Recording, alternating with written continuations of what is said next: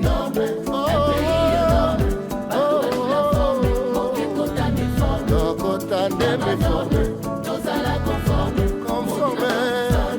la vie noble. Bonjour à tous et merci de suivre ce nouveau numéro de votre magazine La Transparence que vous pouvez suivre sur www.svenmediab.info ou à la radio Sven si vous êtes à Bukavu sur 89.3 MHz. Mesdames et messieurs, pour cette nouvelle édition, nous avons comme invité M. Newton Kassinde. Il a un nom un peu britannique, mais c'est un Congolais des pères et des mères. Nous n'allons pas aller dans la polémique. Monsieur Newton Kassinde, bonjour. Oui, bonjour madame. Je suis ravi d'être dans ce studio et merci beaucoup de nous avoir invités. Merci beaucoup. Vous êtes membre de l'Observatoire régional des Grands Lacs et ingénieur sans frontières de la sous-région des Grands Lacs. Avec vous, nous allons parler de la sécurité. Allons directement dans les vifs du sujet. Nous allons rappeler que pendant l'évaluation du budget 2022, estimé à 10 milliards de dollars, c'est le budget qu'a présenté le Premier ministre Samalou Kondé.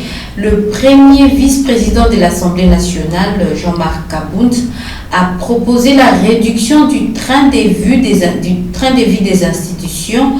Il a proposé qu'on divise par deux, je vais reprendre ces mots, les salaires de chaque député et de chaque responsable des institutions pour affecter ces fonds notamment à la sécurité nationale. Eh bien, nous allons parler de cette proposition. Monsieur Newton Kassinde, en tant que membre de l'Observatoire régional des Grands Lacs, comment vous accueillez cette proposition de Jean-Marc Kabound? Oui, madame, j'ai suivi également comme vous et comme les autres Congolais qui nous suivent à ce moment-ci la proposition de M. Kabound. C'est une proposition qui n'est pas mal pour moi, mais les autorités de la RDC n'ont jamais été sincères dans les propositions. Ils violent toujours le contrat social avec le peuple. Je veux bien que cela puisse être une loi, et c'est une bonne loi qui peut peut-être améliorer le social au niveau de l'enseignement et de l'armée. Parce que c'est ça les deux secteurs, normalement, qui doivent sécuriser l'intégrité territoriale de la RDC. L'armée, c'est son rôle de défendre les territoires congolais dans son entièreté. L'enseignement a un grand rôle à jouer également. C'est parce que aussi c'est dans l'enseignement d'où provient cette armée. Et alors, si on a pris les deux institutions, l'armée et l'enseignement, pour améliorer le social dans ces deux institutions, je pense qu'il peut y avoir la sécurité sur le niveau national. Malheureusement, je doute fort de la sincérité de cette logique-là, parce que ce n'est pas la première fois qu'on annonce de telles histoires à l'intérieur du territoire congolais et l'objectivité n'existe pas. Diminuer le salaire des députés, je voudrais d'abord savoir s'ils ont été consultés pour ça. Si on diminue ces salaires et ces gens n'ont pas été consultés, ça sera une poche de rébellion dans l'ombre qui doit encore surgir et qui doit compliquer toute la vie nationale. Je voudrais bien que cela puisse être discuté très bien au niveau du Sénat, au niveau du Parlement, parce que c'est ça les deux institutions qui sont capables d'annoncer au peuple congolais cette pensée-là. C'est une bonne pensée, c'est une bonne logique, mais le déroulement, l'objectivité, est-ce que ça doit se faire? C'est par là où je doute beaucoup plus fort. Les militaires qui ont entendu ces nouvelles-là, est-ce que réellement ça ne sera pas encore affaiblir une avancée qui était déjà majeure au niveau de l'Est de la République démocratique du Congo, quand les militaires sont annoncés qu'il y aura augmentation du salaire, donc il y aura réglementation du social à leur niveau, et par la suite, il y aura une déception, et là, ça sera une catastrophe. Donc, il se pose un problème de confiance. Absolument, il y a un problème de confiance. Moi-même, je doute fort de la sincérité des autorités congolaises parce que ce n'est pas la première fois que cela est annoncé. C'est comme au niveau de l'enseignement, c'est la même chose. Les enfants sont en grève et aujourd'hui, les enseignants sont en grève.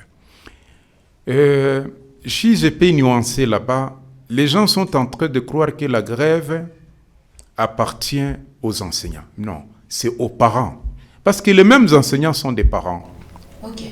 Ils ont les enfants qui font payer le frais à d'autres écoles, les mêmes enseignants. Et donc, d'ailleurs, ce n'est plus les enseignants qui devraient gréver.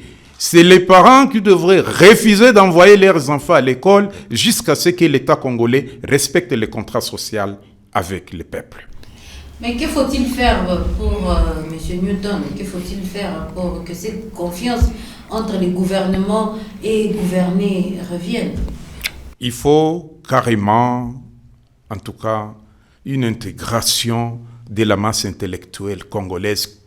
Je dis bien que cette masse intellectuelle congolaise est lâche et hypocrite. Parce qu'il y a une passivité généralisée de la masse intellectuelle congolaise à ce qui concerne les comportements des gouvernants. Il faudrait assez que la masse intellectuelle congolaise puisse être ensemble. Il ne faut pas qu'ils soient désunis. Il faut qu'ils soient unis pour réclamer la dignité et la souveraineté du social sur l'ensemble du territoire congolais. Parce que sans cela, nous partons tout droit vers l'esclavage. Il faut que cette masse intellectuelle congolaise puisse s'impliquer totalement en imposant aux dirigeants congolais de respecter les contrats sociaux avec le peuple. Et si cela est respecté, le pays va démarrer directement. Mais c'est difficile de faire l'unanimité à ces sujets parce que vous parlez de la masse intellectuelle congolaise qui est déjà divisée. Comment avoir l'unanimité? C'est ça. L'unanimité veut dire quoi? C'est parce que nous parlons dans les oreilles, au lieu de parler sur le place public. Et donc, on invite tout le monde à prendre une décision commune. Parce que nous tous, nous savons là où nous sommes venus, nous sommes en train de passer où et nous partons où. Et dans tout cela, celui qui en profite en premier lieu, c'est les voisins frontaliers. Les désordres de la RDC et de la masse intellectuelle, donc la passivité de la masse intellectuelle congolaise, sont profités par les voisins frontaliers, et particulièrement à l'est de la République démocratique du Congo. Je peux vous citer les voisins qui profitent de cette passivité de la masse intellectuelle congolaise. Il y a le Rwanda, le Burundi et l'Ouganda. Profitent tout cela. Et alors, essayer d'améliorer le social chez eux à partir des richesses qui se trouvent à l'est de la République démocratique du Congo. Pendant que nous discutons dans l'ombre et inutilement. Donc, c'est-à-dire que l'insécurité en République démocratique du Congo vient des Congolais eux-mêmes, si on vous comprend bien. Je peux confirmer cela. Ça vient des Congolais eux-mêmes parce que les mêmes Congolais sont les alliés de l'occupant. Ok.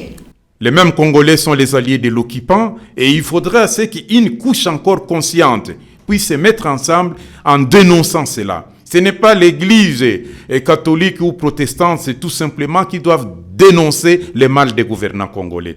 Il faut qu'il y ait l'implication de la masse intellectuelle congolaise pour dénoncer cela. Parce que le premier bénéficiaire des désordres en République démocratique du Congo, c'est le régime de Kigali, de l'Ouganda et du Burundi. Bien sûr, ils ont la bénédiction également de Washington et Londres, qui sont les principaux bailleurs de fonds des désordres dans la sous-région des Grands Lacs. Absolument, il y a la passivité également et l'inertie de la communauté internationale qui est représentée à l'intérieur du territoire congolais par les émanations qu'on appelle la MONUSCO, qui est là. Donc, c'est-à-dire que si on vous comprend bien, même si la proposition de Jean-Marc Kabound passait, effectivement, il y aura un problème. Il y aura un problème parce que, au niveau de l'Assemblée nationale, il y a les alliés de l'occupant, jusqu'au sommet de l'État congolais. Il y a les alliés de l'occupant.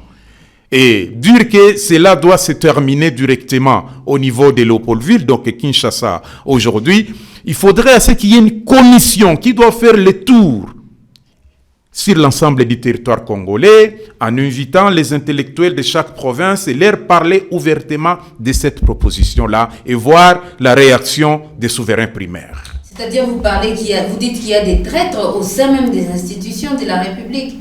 C'est à ce niveau-là que se trouve la difficulté même de nos forces armées. Vous savez, il y a cette difficulté des traîtres d'abord, mais aussi dans l'armée congolaise. L'armée congolaise est infiltrée. Et l'armée la plus infiltrée de toute la planète, c'est l'armée congolaise. Parce que l'armée congolaise font des réunions de défense territoriale avec l'ennemi qui se trouve avec eux. Et on annonce des résultats avec l'ennemi qui se trouve dans la même réunion. Donc, vous prenez des décisions avec l'ennemi qui vous attaque. Et là, l'armée congolaise, les FARDC, malgré leur courage, leur volonté, ils ne peuvent jamais gagner la bataille parce qu'il fait ce qu'on appelle des propositions, de bataille avec l'ennemi à l'intérieur de la même armée. Et là, c'est trop dangereux parce que et là, la fuite d'informations des batailles est en train de se faire au moment même qu'on effectue la réunion.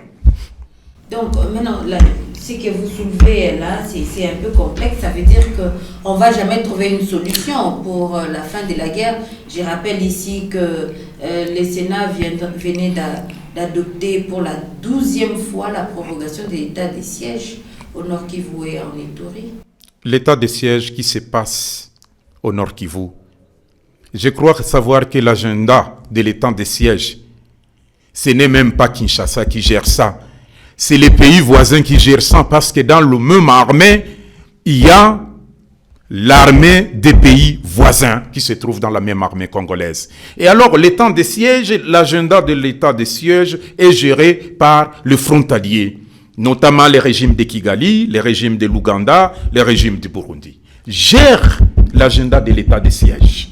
Et donc, on ne peut jamais mettre fin à ce qui se passe, le drame et la tragédie qui se passe au Nord Kivu, tout comme au Sud Kivu, tant qu'on n'a pas tamisé l'armée nationale. Mais qui va tamiser cette armée nationale? L'armée nationale doit être tamisée par, normalement, la magistrature suprême, qui est le chef de cette juridiction là-bas. C'est la magistrature suprême. Vous savez, si je me souviens très bien, dans un journal, Museveni avait dit quoi? Museveni, le président de la République ougandaise.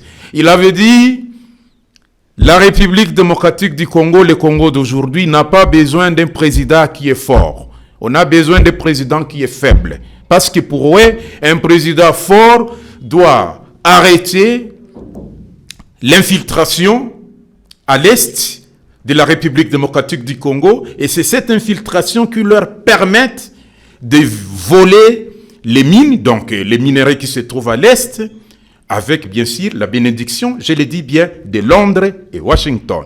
Ça vous engage? Ça m'engage moi. C'est la bénédiction de Londres et Washington. J'irai même trop loin. Les instructeurs, formateurs qui se trouvent actuellement au Rwanda, ce sont des instructeurs américains et britanniques qui forment l'armée rwandaise aujourd'hui. Mais nous, on nous a fait infiltrer avec ce qu'on appelle Africom. Africom se trouve au Congo il y a une décennie. Donc, les officiers de l'armée américaine. En même temps, vous formez les Congolais. En même temps, vous formez les agresseurs qui se trouvent de l'autre côté, donc au Rwanda. Parce que, au nord, à l'est de la RDC, il n'y a pas une rébellion. Il y a une agression. Il faut bien dissocier cela. La rébellion et l'agression. C'est quoi la différence pour les téléspectateurs, agression-rébellion? Absolument. La rébellion, c'est quoi? La rébellion, ce sont des enfants du pays qui se mettent ensemble, qui trouvent qu'on n'a pas respecté l'installation de la démocratie à l'intérieur de leur territoire, donc la liberté est violée, et ils se mettent ensemble, ils se disent comme on ne veut pas nous écouter, prenons un outil qui va nous faire valoir. Et là, ils prennent les armes Ils commencent aussi à faire comme les autres et par la suite, il y aura peut-être un dialogue qui va leur faire expliquer les pourquoi il n'y a pas une marche avant à l'intérieur de leur territoire. Ça, c'est les enfants du pays qui font une rébellion qui est interne. Mais l'agression, c'est quoi? L'agression, ce sont des pays frontaliers qui observent, qui remarquent qu'il y a un État faible qui est là-bas pendant qu'il y a tout qui peuvent nous aider à faire évoluer. Et ils traversent, ils tuent les gens, ils pillent les ressources naturelles du même pays qu'ils estiment que l'état de ces pays est faible. Nous entrons, nous prenons ce que nous allons prendre pour aller développer chez nous. Et alors, nous passons par les traîtres qui se trouvent dans ces pays là-bas, qui doivent normalement nous couvrir par une certaine rébellion, pendant que ce n'est pas une rébellion, c'est une agression des pays frontaliers. C'est une agression des pays frontaliers. C'est ça la signification de l'agression. Les gens qui traversent d'autres frontières pour venir déranger les autres, pour venir déstabiliser l'administration publique de ces pays là-bas, en fait que ces pays un jour ne puissent pas avoir la paix. Et ça s'appelle une agression. Ok, donc tous ceux qui disent que ce sont des terroristes, ce sont des assaillants, en réalité, ce sont des agresseurs.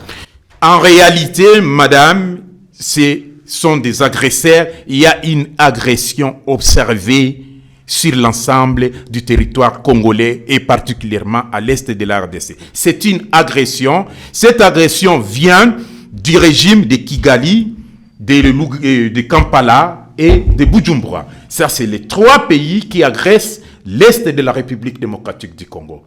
Et nous disons à la communauté internationale de ne pas rester dans l'inertie totale face à cette agression là-bas. Parce que c'est une agression qui cherche à diviser le Congo, à occuper le Congo pendant plus longtemps et par la suite, il provoque la balkanisation de la RDC. Alors, Monsieur Newton, n'y a-t-il pas possibilité d'exploiter autrement, légalement, les ressources naturelles de la République démocratique du Congo qui est passée à travers les guerres? Les guerres, on peut dire que les guerres coûtent moins que les processus légaux? Oui, je peux vous dire que la République démocratique du Congo et particulièrement le peuple congolais est victime d'une agression, d'une injustice. C'est une conspiration internationale qui nous font la guerre. C'est une conspiration internationale. Et alors, pour mettre fin à cela, je venais de vous le dire, madame, il faut d'abord qu'il y ait une union de la masse intellectuelle congolaise. Sans cette union là-bas, nous partons tout droit vers l'esclavage. Parce que, actuellement, au sommet de la République démocratique du Congo, il y a un groupe de bandits intellectuels qui se met au sommet de la République démocratique du Congo et qui impose au peuple ce qu'ils veulent, mais pas ce que le peuple veut. Et là, c'est trop dangereux pour un pays. Parce qu'ils ne sont plus dans la logique intellectuelle. Ils sont devenus bandits intellectuels. Parce qu'ils ne sauvent plus rien, ils se sauvent eux-mêmes, que de sauver ceux qui l'ont mis au pouvoir. Alors ça, c'est trop dangereux. Les pays voisins en profitent. Pourquoi? Ils se disent, il y a un désordre dans cet État là-bas, pendant que c'est un grand État. Vous savez, le Congo, il est plus grand que l'Europe de l'Est. Riche même que l'Europe de l'Est. Et ces gens, ils se disent, nous ne pouvons vivre qu'avec ceux qui se trouvent à l'intérieur de ces territoires là-bas où il y a des dirigeants qui ne respectent pas les normes internationales. Les dirigeants qui se trouvent en République démocratique du Congo actuellement. Mais alors, qu'est-ce qu'il faut faire? S'il y a une union de la masse intellectuelle congolaise, ça doit arrêter normalement cette agression qui vient de l'extérieur. Ça doit arrêter ça. Parce que la pauvreté est la pire forme de violence. On a remarqué qu'à l'intérieur de ces pays là-bas, il y a des pauvres. Ces pauvres là-bas ne profitent pas de ce qu'ils ont comme ressources naturelles. Et alors, qu'est-ce qui s'est fait? Ceux qui savent, maîtrisent très bien la nature et de nos ressources naturelles, qu'est-ce qu'il fait? Et fait la diplomatie avec les scientifiques internationaux, les États de grande puissance, notamment les États-Unis, la France et la Grande-Bretagne, de ceci, de cela, et ils se disent, il y a tout dans ces pays là-bas, mais nous avons, la mobilité d'entrer dans ces pays là-bas, récupérer ce qu'ils ont et nous les mettons dans notre marché pour vous les vendre. C'est ce que Kigali est en train de faire aujourd'hui, qui se dit qu'il est le premier producteur de l'or et des coltans. Pendant que sur l'ensemble du territoire rwandais, vous ne pouvez même pas trouver une qualité de minerai quelconque qui se trouve sur cette planète. Dieu ne l'avait pas fait au Rwanda. Tout ça vient du Congo. Et alors, ils créent le marché des ressources naturelles du Congo chez eux et les grandes puissances viennent en prendre à partir de là. Alors, aujourd'hui, le Rwanda est en train de produire les téléphones. Le Rwanda n'a pas les coltans. Mais ils ont monté un dispositif de production de téléphones à partir des coltans de la RDC. C'est lui qui ne connaît pas ce qui se passe dans la sous-région des Grands Lacs. Donc cette interaction-là, de créer une agression, mais cette agression a comme but ultime piller les richesses naturelles du Congo. Oui, c'est ça le rôle de cette agression-là. Pourquoi ne pas le faire légalement? La guerre coûte moins cher que les processus légaux. Pour eux, le faire légalement, ils vont gagner paix pendant qu'ils cherchent à gagner beaucoup et que là où c'est produit et reste vers la quai de l'histoire pendant que les autres évoluent. Et c'est ça. Donc, ils ont trouvé un état faible, des dirigeants faibles et ils se disent, nous passons par là, nous récupérons tout ce que nous allons récupérer. Les jours qu'ils vont se rendre compte, ça sera un grand retard. Ça sera un grand retard. Mais le Rwanda aujourd'hui demande à tout le monde qui se trouve sur cette planète, où est-ce que le régime de Kigali trouve l'argent pour construire les infrastructures routières? Où est-ce que le régime de Kigali trouve l'argent pour avoir de l'électricité voltaïque même? Où est-ce que le régime de Kigali trouve l'argent pour implanter donc les infrastructures de base et améliorer les sociales à l'intérieur de leur territoire? Tout vient de l'Est de la RDC, particulièrement au Kivu. Alors nous avançons lentement mais sûrement vers la fin de notre magazine La Transparence, Monsieur Newton. Dites-nous, parce que vous avez lancé un appel à l'union de la masse intellectuelle congolaise. Mais comment faire ces distinguos-là entre ces intellectuels que vous avez qualifiés de bandits et les intellectuels intègres? Les intellectuels intègres, moi je peux vous le dire, ils se trouvent encore dans l'enseignement. Les intellectuels intègres. Tous ces professeurs universitaires, il y en a encore ceux qui sont conscients. Il n'y a jamais eu, je vous dis, une réunion, par exemple, ou une concertation de la masse intellectuelle congolaise qui doivent planifier l'avenir de la RDC. Ça n'a jamais été. C'est seulement un groupe de personnes qui passent à travers le vote de tricherie. Ils disent qu'ils ont gagné les élections, ils vont à Léopoldville, à Kinshasa, dans des petites réunions, et ils commencent à se partager la richesse du peuple sans les peuples. Sans les peuples qui l'ont mis là-bas. C'est parce que les autres là-bas ont créé ce qu'on appelle, donc, il fait un dispositif de soumettre la population par la terreur. Un peu comme ce qui se passe au Nord Kivu. On cherche à piller la richesse. Il faut déplacer la communauté sur leur sol, dans leur village. On vous fait fuir par les armes, les villages restent vides et pillent les ressources naturelles de ces villages. Et donc, tout cela, il profite quoi? Il profite de la passivité de la masse intellectuelle congolaise, lâche et hypocrite. Mais si nous nous mettons ensemble, à partir même de Bukavu, ici où nous sommes, il n'y a jamais eu une concertation intellectuelle qui décide sur l'avenir de cette province. Mais quel est cet intellectuel-là qui doit... Voilà, il y en a. Il suffit de lancer l'appel. Tu vois, par exemple, toutes les radios qui sont montées ici à l'intérieur de la province, des chaînes de télévision, autre chose. Mais les gens passent à la radio, mais il n'y a pas le suivi de l'émission. Même ce que nous sommes en train de faire ici. il faut qu'il y ait quand même les suivis de l'émission. Nous avons entendu cela, comme on fait de l'autre côté de la frontière. Quand quelque chose se fait là-bas, c'est tous les pays qui se mobilisent pour discuter autour de cette histoire-là. Tous les pays qui se mobilisent. Et maintenant, aujourd'hui, s'il y a un suivi de ce qui se passe, parce que vous avez le courage quand même de poser des questions, de faire des thèmes, de créer des thématiques capables de faire sortir les gens de l'ignorance. Malheureusement, il n'y a pas de suivi de la masse intellectuelle de cette thématique-là. Oui, c'est ça. Je vous dis très bien, la pauvreté est la pire forme de violence. Mais vous savez, on peut mettre fin à la misère. Parce que la misère est créée par l'homme. Tandis que la souffrance est naturelle. La souffrance est naturelle. Mais l'homme peut mettre fin à la misère à partir de tout ce que Dieu lui avait légué. Alors, il y a tous ces problèmes là-bas, des histoires des tribus, des histoires des ethnies qui distraient les gens et tout le reste. Aujourd'hui, au Nord Kivu, on vous dit qu'il y a un mouvement qu'on appelle M23, composé totalement de ce qu'on appelle tribu Banyamulenge. Les M23 au Nord Kivu, qui était RCD hier, qui est un condabatoire aussi hier, et tout le reste. Mais en observant, d'ailleurs dans l'observatoire, en observant, tu trouves que cette composante de M23 là-bas, c'est l'armée rwandaise qui se trouve à l'intérieur de ce mouvement là-bas. M23, c'est une transhumance. Oh, absolument, absolument. Donc c'est l'armée rwandaise qui se trouve dans le M23. Je l'ai dit au micro, ça m'engage tout seul. C'est l'armée rwandaise qui compose le M23.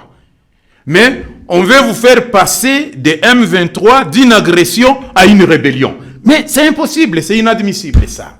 Quand un pays traverse les frontières, vous venez agresser un autre pays, il y a les lois internationaux qui doivent normalement prendre part de cela. Mais il y a silence radio de la communauté internationale quand on cherche à parler de l'agression de Kigali vers l'est de la RDC. Silence radio de la communauté internationale. Alors, Monsieur Newton Kassinde, excusez-moi d'avoir massacré votre nom, nous allons boucler cette émission pour aujourd'hui en tout cas. Dites-nous finalement que doit-on faire? Parce qu'après que vous ayez soulevé tout ce que vous avez dit là, ça fait un peu peur. Doit-on rester sur nos oreillers en train de pleurer sur notre sort? Que doit-on faire finalement pour trouver une solution? Nous devons d'abord lancer un appel à tous les patriotes congolais qui se trouvent à l'intérieur du Congo comme à l'extérieur du Congo. De crier très fort que nous sommes victimes d'une injustice et que la communauté internationale doit la réparer. Ça, c'est la première des choses. La deuxième des choses, ici même à Bukavu où nous sommes, c'est de faire une émission spéciale qui appelle les intellectuels dans une salle et planifier directement la gestion et l'avenir du peuple congolais et particulièrement de la région du Sud Kivu d'abord. Parce que la région du Sud Kivu, c'est vraiment l'arbre à problème pour la République démocratique du Congo. Le ventre mou de la République. Absolument. Ok, ensuite? Ensuite, nous allons prendre des mesures de gestion des pays frontaliers pauvres qui sont avec nous parce qu'on n'a pas dit qu'on n'est pas africain et on n'est pas de la race noire. Nous, notre problème, c'est quoi? Nous sommes dans un pays grand et riche et alors les pays pauvres qui nous entourent deviennent directement ce qu'on appelle les espions des grandes puissances contre nous. Les pays pauvres qui nous entourent. On a 9 frontières. Et ces 9 frontières, c'est à l'est de la République démocratique du Congo, tout simplement où il y a les problèmes. À partir du Kivu, de la région du Kivu, parce que les Katanga en est moins avec la Zambie. En est moins. Nous n'avons le problème qu'avec la région de Kisangani, aussi qui est à la frontière avec l'Ouganda. Nous avons les Kivu, les deux Kivu, qui est à la frontière avec le Rwanda, l'Ouganda et le Burundi. Mais en réalité, les 3 pays qui agacent beaucoup plus, c'est le Rwanda et le Burundi. qui agace beaucoup plus. Merci beaucoup, Monsieur Newton Kassinde. Je rappelle que vous êtes membre de l'Observatoire régional des Grands Lacs et aussi ingénieur sans frontières de la sous-région des Grands Lacs. Merci, j'espère que le message que vous avez lancé aux Congolais est passé et que cette émission la passera pour finalement la pacification et que la paix règne en République démocratique du Congo. Merci à vous aussi de nous avoir suivis. Continuez à suivre les émissions de la radio Sven à travers www.svenmediab.info et écrivez-nous au numéro qui apparaît au bas de votre écran, Monsieur Newton Kassinde. Merci. Merci beaucoup, madame, et courage, félicitations pour la pacification de la région dans laquelle vous êtes en train de mettre. Merci beaucoup et à très bientôt. Merci. Non, mais, oh,